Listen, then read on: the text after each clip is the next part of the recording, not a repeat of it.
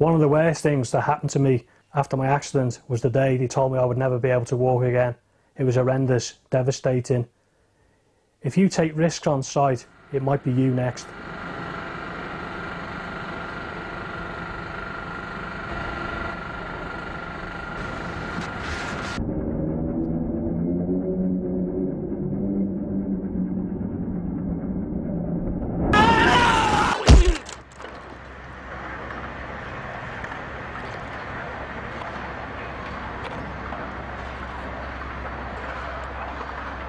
When you're working up high, it's not worth taking any risks whatsoever, because a couple of seconds later you could be hurtling towards the floor.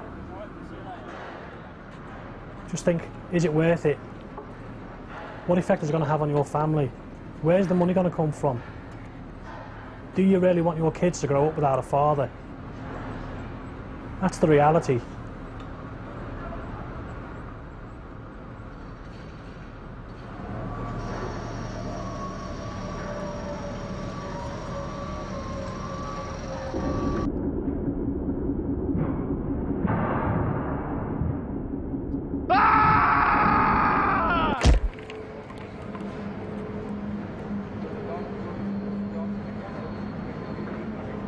Don't take risks. It's just not worth it. It goes without saying that working at heights is a dangerous business and should be taken very seriously. Now and again, we all have to work at heights, up on scaffolds, on platforms, and working up ladders. But have you ever stopped to think whether you really need to be working at heights? A lot of the time you probably don't. You'd be surprised. Have a think about it next time. If you don't really need to, find another way. Scaffolds and tower scaffolds. You'll see them on just about all of the sites. Putting them together is a big job, and an important one as well. You're best to leave it to those who are qualified. Every work area where you work needs to be safe and completely secure, so it's not worth leaving it to chance. If you're working on a scaffold, check there's a scaff tag that states it's safe before you even set foot on it. If there isn't, ask someone why not. Not just for you, but for your mates as well. You might get away without an accident, but what about the bloke after you? Or the bloke after him? Whatever scaffold you're working on, the platform should have the minimum toe board and 2 handrails. Anything less is not good enough. Let your supervisor know about it right away if it isn't up to scratch. Alterations to any part of the scaffold must only be done by someone who is trained and competent to do so. Same goes for tower scaffolds. Accept nothing less than total safety when you're at work.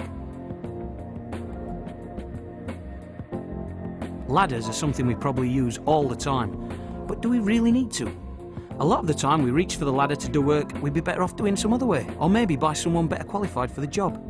There's no point in putting yourself at risk if you don't have to. If you do use a ladder, make sure you know how to use it correctly. Ask yourself a few questions. Have you made it safe to use? Is it long enough for the task? Do you need someone to help you? It's more than likely some of you have worked on MUPs, or mobile elevated working platforms. If you have, or if you're going to, you must be trained and competent to operate them. One thing you can do is make sure you're using your harness according to the manufacturer's recommendations. It's a simple thing to do, but it can make a big difference. As well as looking out for yourself and your mates, you need to make sure everyone on site is safe, especially when you're working up on a MUP, where you could be dropping tools or materials over another work area. Your best bet is to make sure you cordon off a work area before you start. On some sites you might work with a safety net. It's another precaution that's taken as a further level of safety, and any extra protection has got to be a good thing. Again, just keep in mind that the net should only be put together by those who are competent.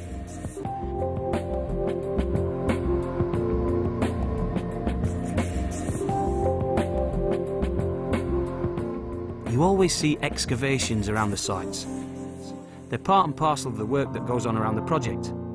Any excavation should be properly protected with barriers and safety observed when working or moving around them.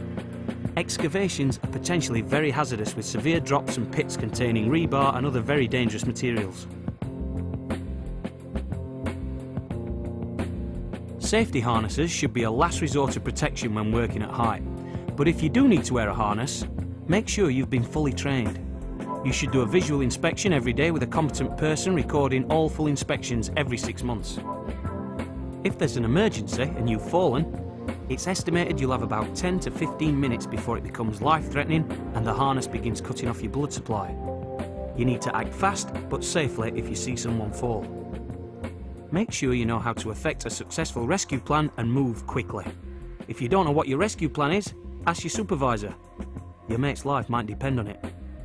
Make sure you're happy with every part of your harness and where you're going to be fixing it onto your workplace. Know where your clipping on points are. Are they stable and secure? Working at height kills more people each year in the construction industry than any other workplace accident.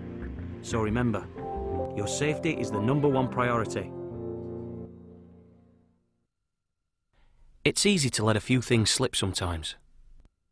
Maybe you thought you didn't need that harness. Maybe you should have asked your mate to help you out with that ladder. It's not just your life you're affecting. It's the life of your family, your mates. Don't take the risk.